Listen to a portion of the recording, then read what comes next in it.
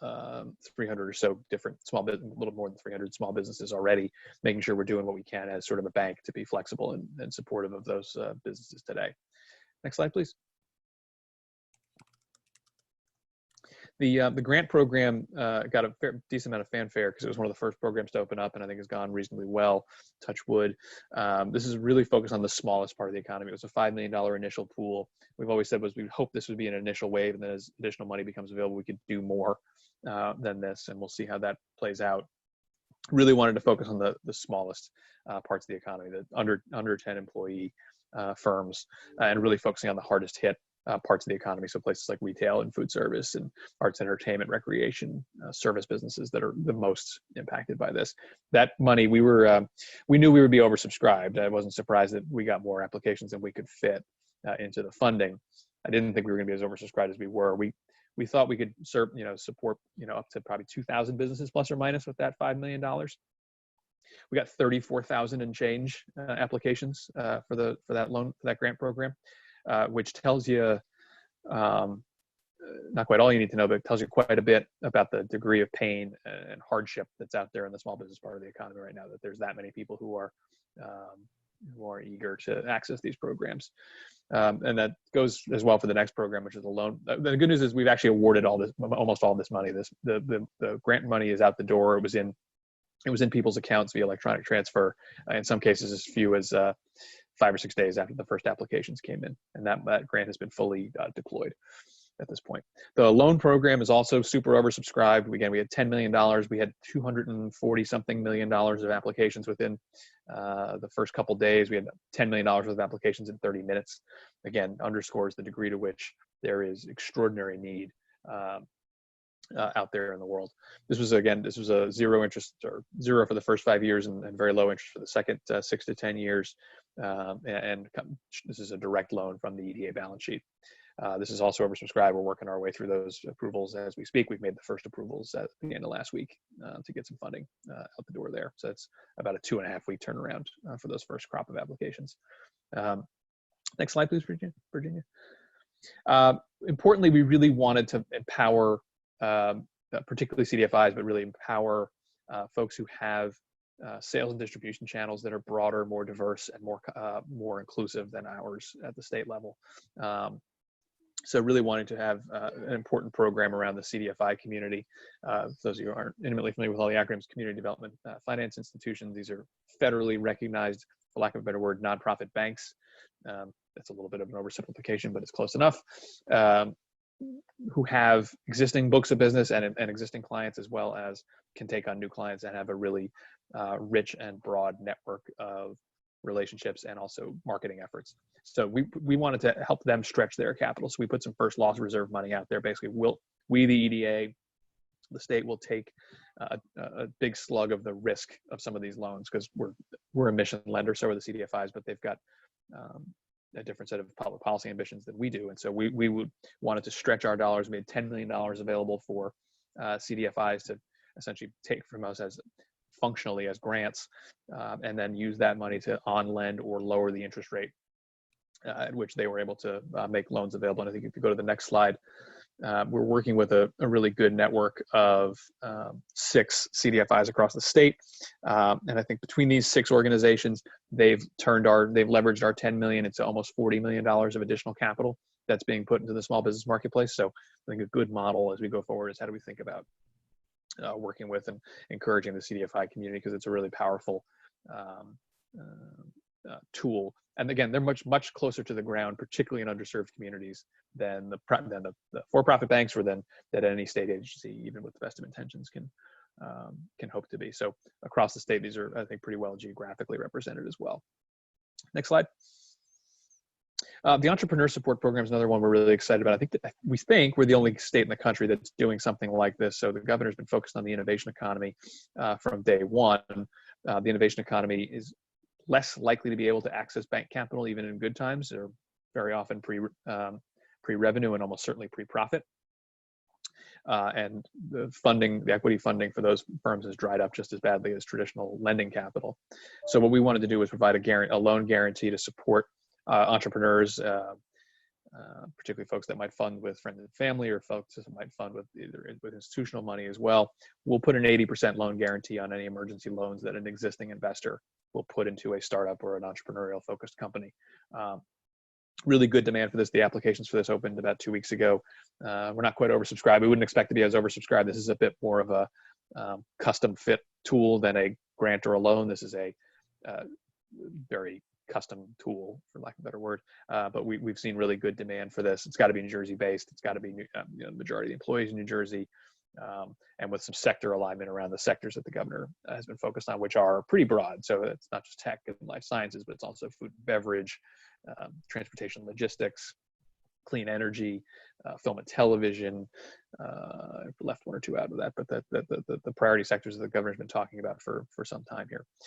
So this launched again April 22nd, and we hope to see that. It's going to be interesting learning as well. The guaranteeing an investment has been not something we've done historically. We guarantee lots. We have a decent sized guarantee portfolio, but we've not guaranteed an emergency investment like this before. We're going to see how it goes, and this could be an interesting model for how we think about peacetime programs as well.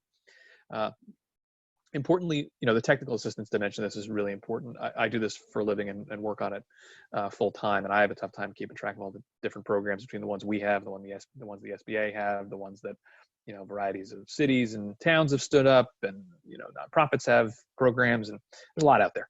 And importantly, we wanted to make sure that small businesses, particularly in historically underserved communities, had the support they needed to navigate all these programs. So we entered into contracts and provided funding support to 4 different organizations: the African American Chamber, the Veterans Chamber, the Statewide Hispanic Chamber, and Rising Tide Capital, who some of you may know out of Jersey City, who's an entrepreneur-focused organization, to help people particularly navigate the SBA programs, the PPP, what would turn into the PPP program, as well as the EIDL disaster loan program, because those are really complicated programs and that's not a knock on those programs, they're just complicated. And so we've assisted, I think, approaching 350 businesses through those 4 different partners make applications for those various programs. And so that's, I think, a good example of how we're trying to stretch our dollars and provide technical resources as well, not just financial resources. Next slide. Again, I mentioned this earlier. Again, the governor called on banks to do the right thing where they could through this crisis, and I think by and large the banking community has done that in terms of being flexible with payment moratoria, with extending maturities where they can, and we're trying to live up to both the spirit and the letter of that guidance from the governor, not just because he's the boss, but also because it's the right thing to do.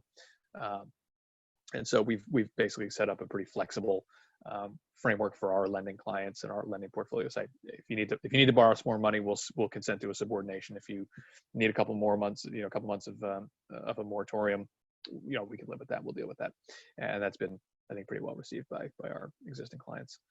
Next slide. So again, this is just a kind of a menu.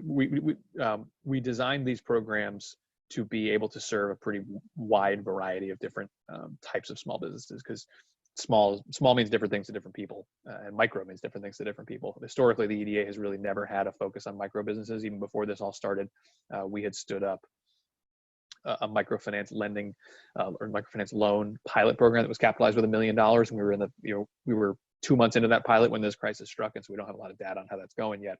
But there are a great number of businesses that are 10 and under, 5 and under employees that are really important entrepreneurial vehicles. They're really important wealth creation vehicles, particularly for minority and women-owned businesses. And that's something we really, really try to increase our focus on in the last year, and it's only been more accentuated and accelerated through this program. Through this crisis. Next slide, please, Virginia. The other thing I'll just mention before I clam up, and I want to leave plenty of time for questions, is again, this is all pretty complicated, and the alphabet soup of acronyms and how many different ways you can do a permutation of emergency and financial support into a program name runs out, and they all run together. We've set up a wizard on our website. The state set up a COVID coronavirus web portal pretty early on as sort of a one-stop shop. One of the things we built into that at CV, as in coronavirus.business.nj.gov, is an eligibility wizard that we've been trying to keep as fresh as we can as these new programs come to life. that basically says you can go on. I'm a business in XYZ industry and whatever county. I have however many employees, however much revenue. What might I be eligible for? And it's not a guarantee. I wouldn't take that straight to the bank or start spending that money before you're approved. But it gives you a decent roadmap to what resources might be out there. Because again, there's lots of well-meaning resources. Some of them fit lots of people. Some of them are very narrowly eligible for various sort of niche things. This is both EDA programs, SBA programs, COVID programs, as well as sort of regular ordinary course time programs that might be able to fit into, because we put out a press release yesterday. We make small business loans, 52 weeks a year, even before this crisis.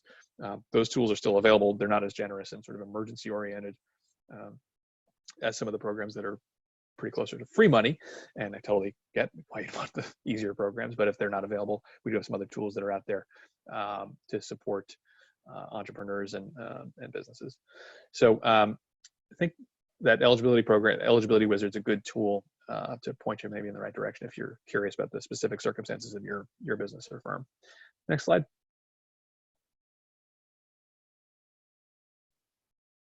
Yeah, this is what I mentioned earlier. These are the existing programs that we can take applications for. Again, these are, for lack of a better word, our peacetime programs that are still active during this crisis.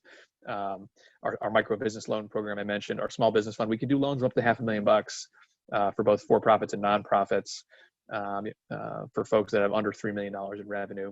We can make direct loans for capital improvements for fixed assets. So if you're a business owner and you're thinking about how am I going to adapt to the new normal or the new abnormal, however you want to think about what life is like when we come out of this most acute period of social distancing, whether it's you're going to need to buy a bunch of PPE to support your workforce, or you're going to need to buy a bunch of diagnostics to open your office building.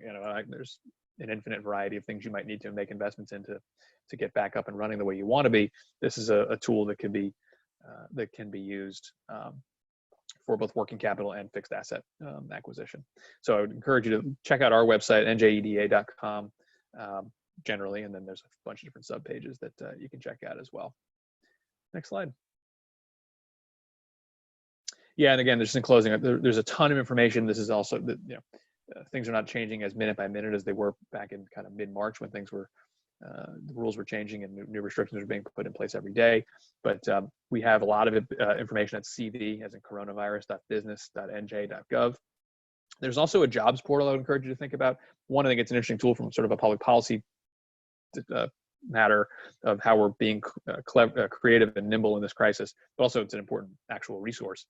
We worked with the Labor Department and Rob Angelo and his great team, as well as Beth Novak, who's the Chief Innovation Officer, to put together a portal to connect job seekers and folks that are hiring. Obviously, there's now, I think, just north of 1 million unemployment initial claims in New Jersey, which is a staggering number for a state that only has 4.5 million private sector jobs. So that's real bad. To put a technical spin on it, that's real bad. But there's also a great number of firms, a surprising perhaps number of firms that are hiring. So folks that are on the front lines of responding to this crisis, whether it's grocery stores or delivery services or transportation logistics firms, healthcare firms. There's, I think, more than 65,000 jobs listed on our platform right now. So if you are looking for work, that's a place you can look. If you've had to let employees go and they're looking for something on an interim basis, that's a resource you can direct them to. So with that, I would encourage you to keep checking those websites. And again, deeply appreciate the chance to visit with everyone and have a chance to answer some questions. Well, Tim, thank you very much. You guys are doing a lot. Obviously, you have limited resources. You would do, you'd give a lot more out if you had it. So first, the website, the question and as always, I turn over to Tony Russo, who has some questions from members. But first, so again, the website is, if you want information about this stuff, where do you go? The NJED, the website, njeda.com, is that the best? Oh, sorry, I think you were looking for Tony on that one. Sorry. No. And hey, yes. Tony, how are you? Yeah, so a couple things. So the general, if you're looking for coronavirus related business information, CV, as in coronavirus.business.nj.gov. Okay, great. And then if you want EDA specific programs that are sort of this all links together. So you just kind of know wrong door. njeda.com is our main website. I'm sure Tony's website's great too, whatever he's got. Excellent. Tim, thank you very much. And just before Tony, I just want to give you just public acclaim your technical assistance support program that you give is brilliant and is so needed in those communities. So thank you for doing that. That's a big deal. Tony, do you have some questions? Yeah, thanks, Dale, and thanks, Tim. And for those on the call, I want to say, and I want to give Tim some credit because he participates in 3 times a week calls with the business community. Tim's on every single one of them, giving updates. So appreciate the transparency and keeping us all up to date. I guess I have like a broad-based question. The grant program went rather quickly. I remember you had like 30,000 applications that came in for obvious reasons. If you see that with the loan programs, that the money isn't being spent, is there any consideration by converting them to grants? That's one question. Second question is, and I know I'm just wondering what you're hearing in terms of additional programs, either coming out of the state legislature or maybe some federal dollars. I know I got an email from your colleague Liz that for brownfields redevelopment, I know that the state just received about 800,000 for that. So can you just talk general terms about, the likelihood of some of these being converted to grants if the loans aren't maxed out? Yeah, the loans are oversubscribed too. Sadly, there's the federal program. Interesting, the PPP program, which has had its share of challenges, looks like the demand has slowed there, and there's about $100 billion of unused capacity at the federal level. Whether the feds choose to do something different with that, I'll defer to them to describe. Yeah, I think what we've said was we always thought that the package of stuff we rolled out at the end of March, early April, was kind of wave 1 of the state programs in anticipation of some federal money.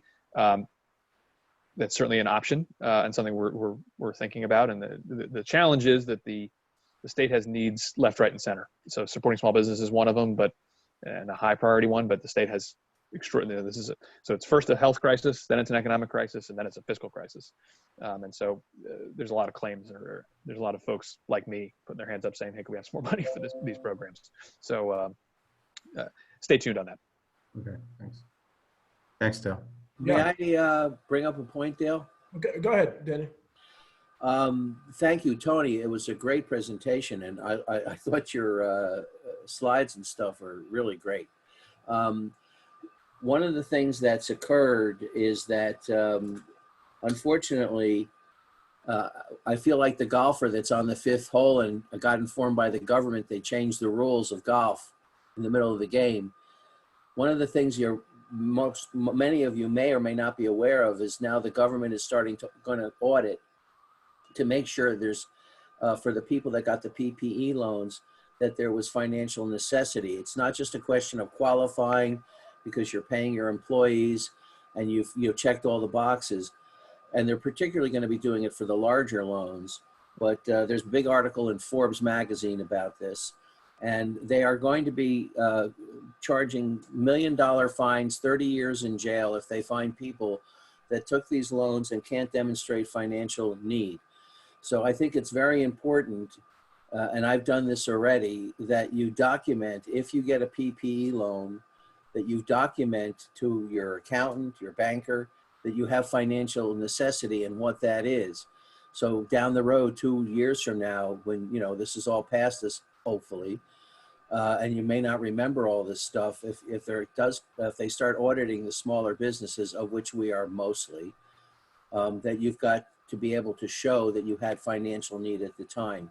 So it's not just a question of qualifying any longer, it's also being able to show financial need. The only problem is that if you go onto their websites, situation normal, snafu, if any of you know the term.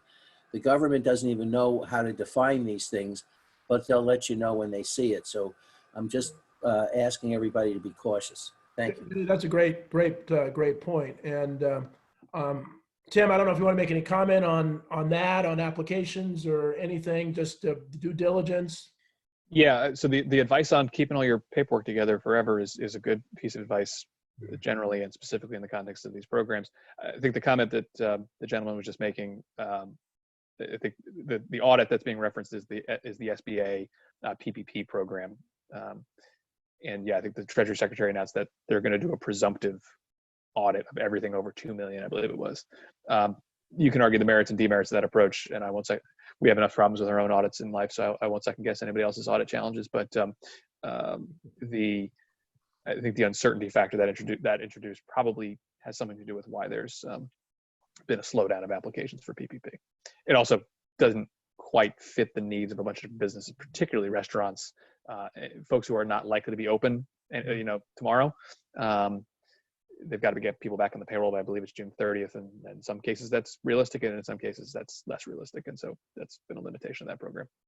And it's the nature of the beast to design a program on the fly. It's going to have the begrudge Congress for having a hard job to do here. Yeah, and there's going to be some fraud. So we've gotten a whole bunch of questions, one of which is, and it proved true with the PPP, even if there's no money in your program, should people still apply so they get in the queue? We closed the queue for both of the grant and the loan because we didn't want to create, for lack of a better word, false hope. We're going to be able to, with the first 5 million, we'll be able to do, call it 1,700 businesses. There's 34,000 that applied. Some of those aren't eligible, so they're not necessarily still in the queue. So those programs are currently not taking applications. The ones that are for sure active right now are the ones through the CDFI list that was up on the screen before. So New Jersey Community Capital and RBAC and some of the other, and CBAC and some of the other groups that are out there, they are taking applications as we speak. I would highly encourage you to check out those organizations. And then again, stay tuned if there's more on the state side. Well, Tim, you're obviously closer to this than most. So one of the questions is, will the PPP be extended to 16 weeks from 8? Have you heard anything about that or any sense? I haven't, and my ability to my crystal ball is extra broken these days. That being said, I think if any degree of logic and common sense is applied, PPP was designed to be a emergency program. If the emergency is not over by the time the deadlines that were set in March come around, I don't know how you argue with a straight face that we should, punish a bunch of small businesses with that. If I had a vote in Congress or the Senate, that's certainly what I would not do. One of the things that I say at every one of these is that if politicians had to have made payroll, this would be a very different country. If they understood how hard it is to have your own business and have to pay people out of your own pocket, that changes the public policy. And so because small businesses are struggling from that, and so that ties to one of the questions. Someone has a recruiting firm and they said, we're not going to see revenue for about 6 months. Is there any program now or on the horizon that you think could be helpful to those? And many restaurant owners would say the same thing, that it's going to be a while before people want to go back. Any thoughts or advice for those folks? Yeah, I mean, I think one of the reasons we did it's currently oversubscribed and closed, but I think one of the reasons we did the 10-year loan, zero interest loan, was to try and smooth that out. So even if it is 6 months or a year of terrible challenge, if you can get some resources and then sort of amortize that out over a 10-year period versus having to pay it back or find a way to balloon it in a year or two. That was one of the reasons we did that. It's one of the reasons we're encouraging our CDFI partners to do some longer tenured financing as well, because I think this is, I wish we could snap our fingers and be done with this and be through, but I don't think that's what the epidemiology says. And so this is going to be a period of time, and the feds are going to have to do more. Again, the governor's been articulate and vociferous on the states need money. I think he's also said we know the economy needs money. Right? This has all been the initial waves of funding, which are $2 and $3 trillion. By the way, these are not small waves of funding from the feds. Have been really focused on stability. We're going to need to do that, but then we're going to need to do the stimulus and the recovery piece, and we haven't done that yet. So one of the things there are a couple of things that I've been. I often show a slide of the Dow Jones. And so, you see the parallels between the Dow Jones in 2009 and the Dow Jones now. And Dow Jones is doing a little better, yet the unemployment is continuing to be bad. And so we almost need a Dow Jones for small business. Is there any thought of creating some, the governor is a former Wall Street guy, understands indices and so on. Is there any sense on how can we really have a better gauge of the economy than the Dow Jones, which clearly is just out of touch with average people? Any sense of that? And again, I'm at Fairleigh Dickinson University. We would love to do some research and try to develop something and have New Jersey be the first state. Any thought about that? I know you have your numbers guy too. Yeah, and one of the ways I habitually try to behave like a numbers person is to not look at the Dow, because I think the Dow tells you maybe how the economy was doing. Right. I don't trust its projection making ability very much. The numbers I look at the most as I think about helping to give the governor advice among many other people who give him advice on the economy is the two I look at are employment, absolute employment, and wages, because that tells you how people are doing. GDP tells you how companies are doing, and you can manipulate that to a pretty substantial degree with financial wizardry. What people are taking home and how many people are working are the two bedrock numbers, and that's why when you see 1 million unemployment claims in a state that again has had 4.3 million total jobs in the economy before this hit, it tells you we've been hit by something bad here. Mm-hmm, mm-hmm. And so as we talk about, some people are talking about, okay, so kind of opening up. I've gotten a couple calls from people that have test kits and temperature measuring gauges, and any sense, because you're at the heart of this, of what would have to happen. So for a restaurant, would people be temperature tested, do you think, before it opens up? And then those that, any sense of that, and what are you hearing about that? Yeah, we are laser focused on thinking about the restart and the recovery dimensions of this. The governor named one commission I was trying to time, I think it was last week, of national and international thought leaders on this. He's actually in a little while, likely, hopefully today, unless something's changed in the last few minutes, he's going to announce a second pretty broad and specific advisory council. Dale and Tony, I think I'll be working with both of you on that. Looking forward to it.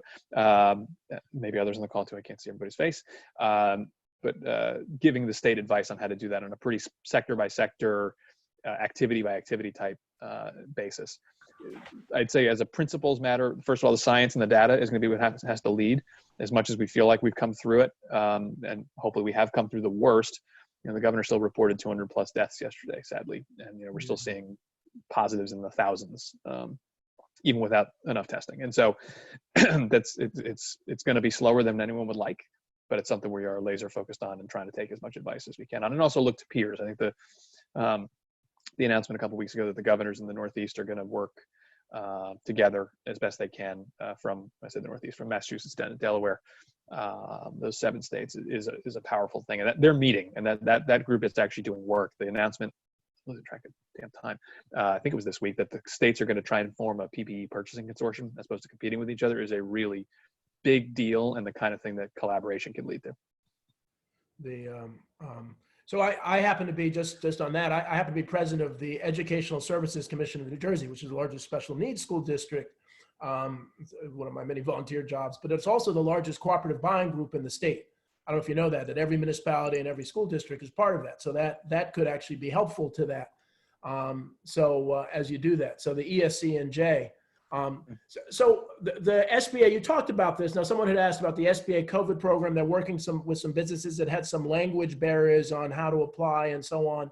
Do you anticipate money coming available for that in the future? Yeah, that's been a challenge for sure. And we've been thinking a lot about this. We did partner with the Hispanic Chamber of Commerce, which mostly obviously serves lots of people, but the Spanish-speaking community. There's obviously a wonderful broad variety of languages spoken in New Jersey that we did not have a custom solution for. The applications have to be, I believe, in English, maybe in Spanish as well. I have to check that, but I don't think you could apply in a whole variety of languages. So having some technical assistance, we're thinking a lot about the technical assistance dimension of this on language. But also broadly just on making sure there's broad awareness in communities that are historically left out of these programs. Wonderful. One of the other areas and too that I've talked about and some others have talked about is this whole idea of being on a school board that public agencies actually spend a lot of money out of state. And, that we have a New Jersey women-owned certification, minority-owned certification, veteran-owned certification, which I loved. I'm even saying maybe we have a family business-owned certification too, and really have public agencies just put on their website, not even mandate it, but just put on their website, how much you're spending, because that could really keep business money in New Jersey and really help small businesses without the government having to spend extra money. And so I know we've talked about that. I know it's out of your control, but especially now, that may be a way to infuse dollars into into small businesses. So let me know your thoughts about that. Yeah, I think that's totally right. A couple things I'd highlight is things we're trying to learn from. Mayor Baraka and his team in Newark have done great stuff. I'm blanking on the name of the initiative because it's something 2020. Ty can bail me out with help on that one. But trying to encourage the anchor institutions in particular and the big employers in Newark to buy from Newark small businesses and to hire locally. Ty, you just clicked off mute. Ty, you gonna help me with that one? Sure. So it's the Hire, Buy, Live program. So live in Newark, buy in Newark, hire local Newarkers. So that works with their Newark Anchor Collaborative. That has all the major anchor institutions that are part of this consortium, really ensuring that they're buying a specific amount of products. They're hiring 2020 Newark residents by the year 2020, but they've kind of encapsulated all their supports around the city. But again, the anchor institutions are being held accountable, and they had to sign an MOU to be part of this initiative. But again, understanding the importance of procurement, the number that they had before was abysmally low. As far as who they're procuring from within the city of Newark, and the numbers are terrible. So I think with this new initiative, Newark has been at the forefront of kind of galvanizing residents to start really creative businesses, but also holding anchor institutions accountable for, again, purchasing locally, hiring locally, and again, encouraging the residents to live within the city bounds.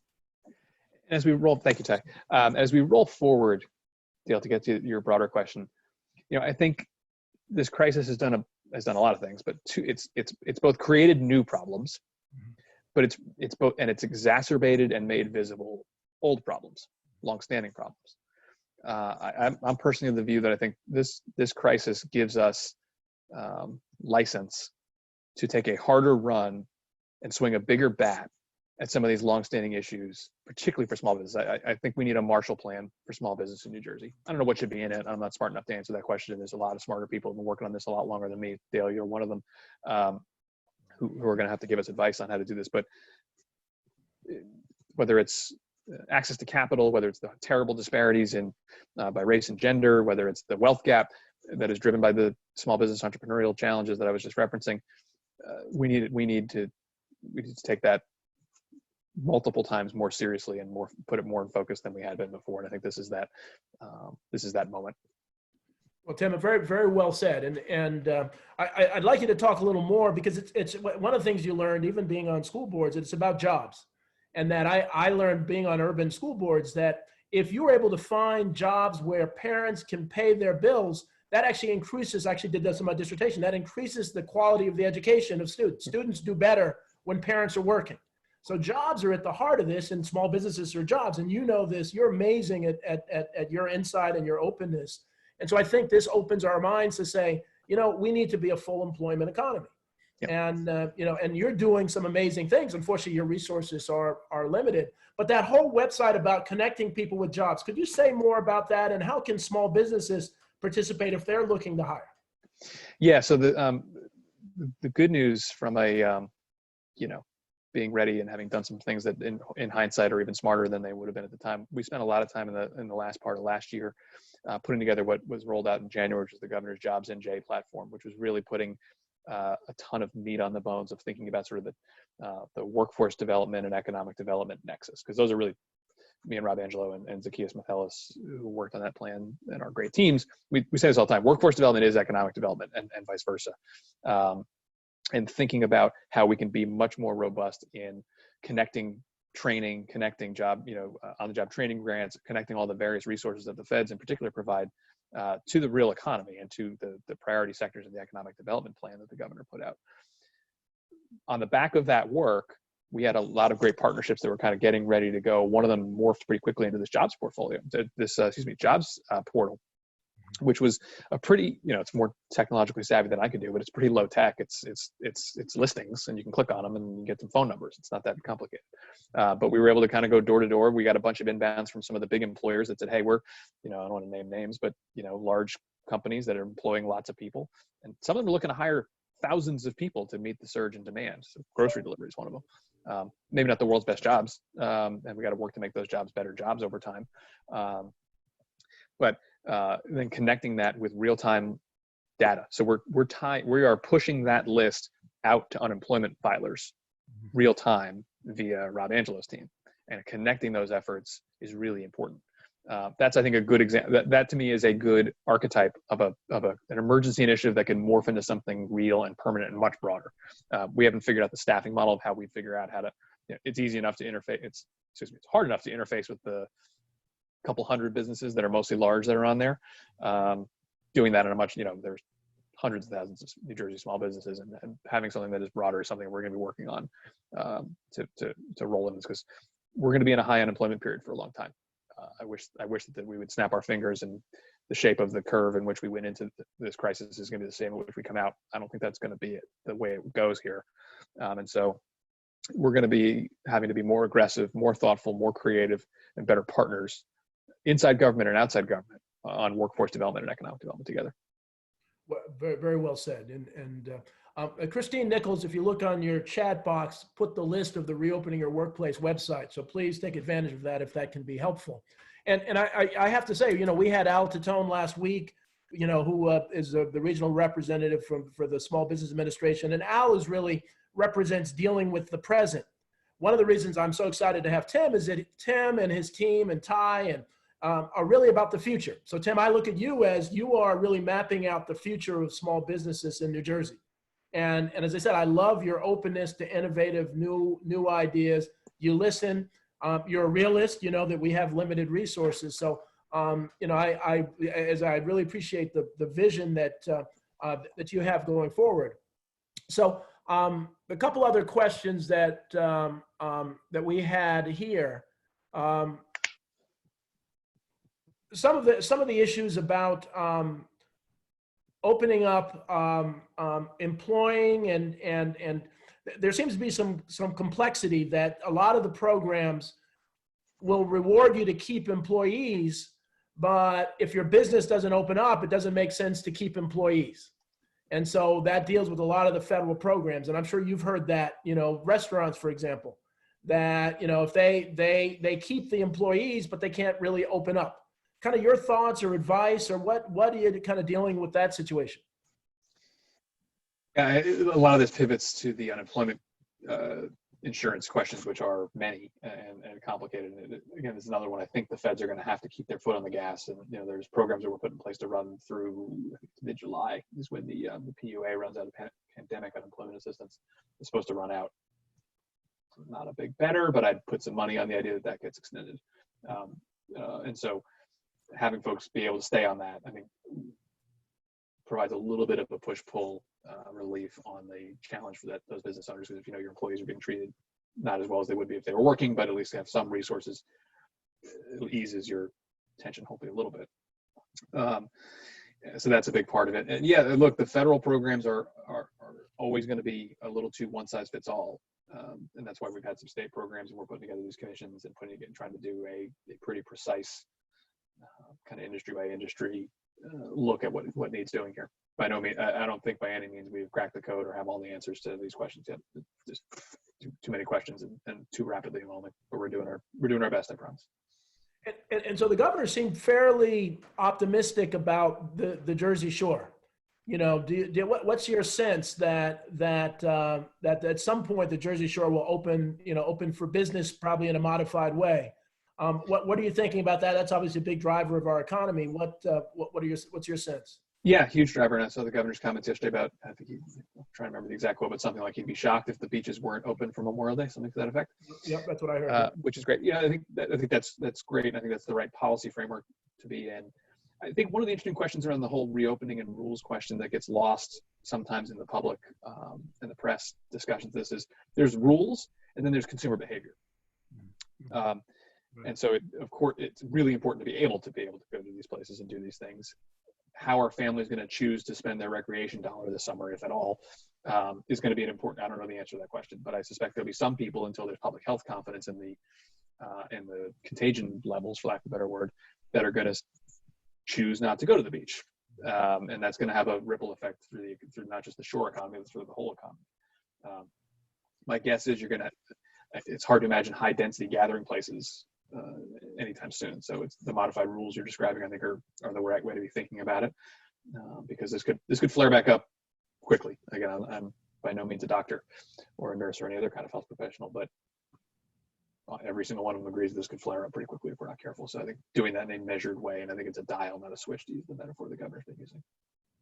Yeah. Tony, did you have a question? No, I think Tim's covering it. I think Tim's appreciate everything that you're saying. Tim's at the heart. Now, one of the other issues, Tim, that so many of the family businesses and small businesses we work with have horror stories about lawsuits that they've actually sued big companies, and they've won, but they've lost $1 million because they paid legal fees. And so one of the questions that's coming through is, how do we protect businesses against lawsuits? I mean, right now, this is, a lot of my friends are attorneys, and they're actually going to do well in this because there's going to be all sorts of chaos and other things. Any sense or thoughts on how do you protect businesses against lawsuits? Yeah, this seems like it's going to be one of the battle royales of the next phase of federal funding as well. So there's been some stakes put in the ground by both parties on that. And again, no ability to predict how those, high stakes poker games will play out. I don't know. I think there's two dimensions to this. One is how do you protect employers from lawsuits that are, frivolous or whatever the right word is. It's also how do you protect workers who aren't comfortable going back to work. That's an important dimension of this, and again, sort of a push-pull. Just because your employer says that you got to show up to work, I get that. That makes sense. If I'm an employee, if I'm a worker, and I'm not comfortable with the conditions I find myself in, I've got an obligation to my family and to my lives, myself, to have those right protections in place. So I think it's going to be a push-pull. Again, I don't profess to know the answer as we sit here right now, but it's for sure going to be a big issue. And again, there's another question about face masks that a lot of people who are working in businesses, some have opened up, that they don't believe there's a mandate for requiring face masks. Is there a mandate for, if you're in business? I know if you're going to a grocery store, there is, et cetera. Is there a mandate for businesses? I believe there is. I think the guidance, if it's not a mandate, the guidance has been, if you're in public near people, wear a mask.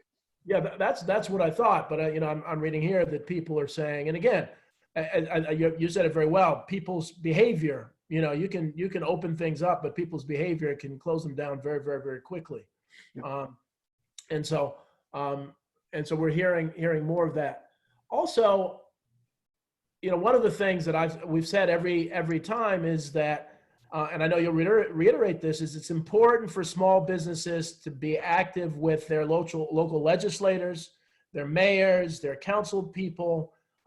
It seems like small business, and I've said this very openly, and I've worked a lot in big corporations. I worked in government. So I'm a supporter of unions. I'm a supporter of big business. But they actually have money for lobbyists who can actually go to DC and Trenton and advocate for them. And small businesses have such small margins, they really don't have that advocacy. So Tony and his group and other chambers, and we're trying to do that, and some other universities are trying to do that, but we're not, we just don't have the resources that others have. Do you have any advice for, as you sit in Trenton and you work with small businesses, what advice do you have for that small businesses about being active politically and making their voice heard? Yeah, I think part of it's on us to be proactively and purposeful at listening to a broader group of people than just folks who nothing against nothing particular against lobbyists, but who don't have the resources to do that. One of the things I think you'll see when the governor announces this commission that, again, Dale and Tony will be a big part of, or council, whatever we're calling it, is we've tried to be pretty purposeful about including a broad group of folks who bring different perspectives and not just sort of the usual suspects and the usual big business suspects and big labor suspects. That's an important piece of it. And having the intent, there's going to be committees on this thing. One of them is Main Street, and very purposefully having not just let's think about retail, but let's think about what size retail. Let's think about what, it's different to be a diner than it is to be Applebee's. To use a terribly bad analogy, but a big box restaurant versus a local, great New Jersey diner. There's different constraints, and so making sure we're listening to a broad group of people, I think, is a really important piece of it. And I'll put you on the spot, Dale, since you'll be on this council, but send Dale a note if you got good ideas. That's why we're here, and we really are encouraging that. In fact, to be very honest, we've been disappointed that more people haven't taken advantage of our poll. We really want thousands of people. I mean, I hear complaints all the time, but you've got to be open. You've got to be honest about what you're going through. You can't, and things change. And what happened 20 years ago is not what's happening now. Yep. One of the issues. Dale, can I just jump in? I have a hard stop. I got to drop in a moment or two here just to make my next call. So we can do one more question. I apologize. Okay. Yeah. No. Well, one of the big questions, and I think Betty had asked this, is classification. That the Small Business Administration says under 500 is a small business. Yet 80% of the businesses are under 10 employees, as you alluded to, micro businesses. what's a small business by the EDA definition? Is there any chance to kind of redefine small business going forward?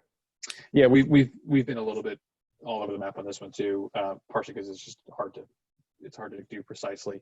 The emergency programs we've gone on the really small side. So we did 10 FTEs and under on the grant program. We did 5 million in revenue and under on the loan side. I kind of like to look at revenue more than headcount. Just gives you a sense of scale. That could be misleading as well. If you sell $1 million equipment and you sell 8 of them a year, you may not have a lot of employees, but you may have tons of employees. I don't know. So that's not a perfect metric either. I think it's really about having an array of tools that are for each part of the spectrum, because the big business tools that are out there, but banks and capital markets are much larger than what anyone would mean when they say small business. So I think having a diversity of tools within that, thinking of it as a spectrum, not just sort of a one point on the map. What does small mean?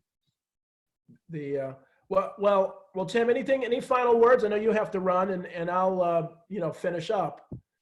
Any final thoughts?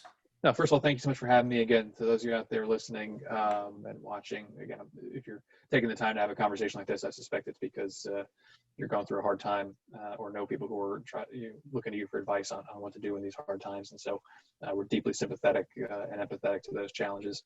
Lots more to do. From the governor on down, the administration is all over this, and going to work, continue to work as hard as we can to take advice, get good ideas, put things into motion quickly. So with that, I will bid you all a happy Friday afternoon and a great weekend, and be safe. Thanks, Tim. Thank you very much. Great job. Thanks, bye, everybody. Thank you. Take care. Bye-bye. So in the 2 minutes we have, I was asked to put up that poll. I'm trying to put this poll up again. But I encourage all of you to participate.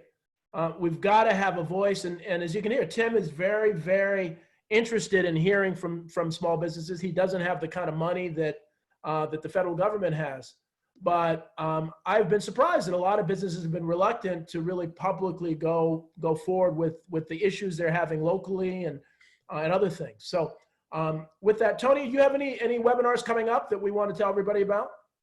Yeah, real quick, we're going to do one about testing next week, about what employees need to know about just generally testing their employees for the antibodies for the virus, but also what's going to happen with contact tracing. And I could send it out to you, Dale. Excellent. And I actually had on my TV show, Family Business World, I had Chris Donnelly, who was talking about the UV lighting. Yeah, there's UV lighting that, for those of you business owners, there's UV lighting that is so strong that people can't be in the room, but it'll actually clear the virus. So if you have a restaurant or something, you use that lighting rather than having to wipe down everything in the place. So, well, with that, I want to thank everybody. We like to finish right on time.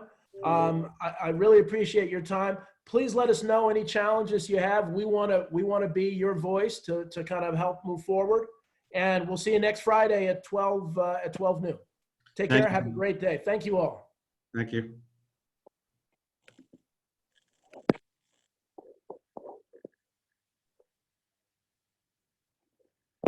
Thanks, Dale. Yeah. Thank you. Look forward to speaking to you.